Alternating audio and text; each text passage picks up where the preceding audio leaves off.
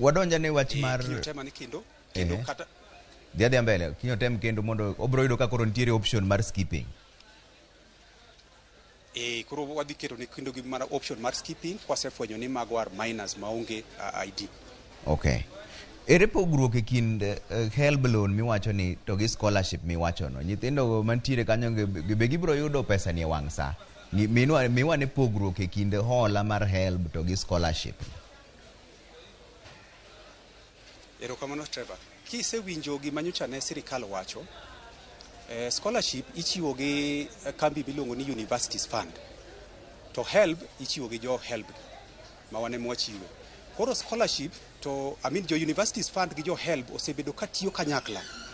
Kendo giriwore emomiyo yudo kata kar application committee me application no ni mana form achiel ema ji te filo. Koro gima timore e yor pogruok mar scholarship to kod HELB en ni scholarship ka ng'ato nyathi ose apply moyudo to ok bi dwar ni mondo chule. Kosetieko university motieko to en mana chalo grant moro machon manichiwo ne jicha. Koro en nyithindo ok dhi chule.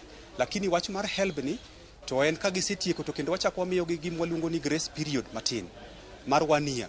To bang' 1 year no to koro wabro dwaro ni mondo nyithindo go chak chulo matin tin nikech wadhi miyo gi quality education ma ka gisetieko to wan gi geno ni ka gisetieko to koro gibro yudo tich kata giyudo tich to gibro create employment gin bende. To e yuto gi matin tin gibro bedo ni gichulo wa mondo wa create gima jo kisungu wacho ni a revolving fund mondo miwa med puonjo nyithindo mang'eny especially nyithindo ma are vulnerable kata nyithindo man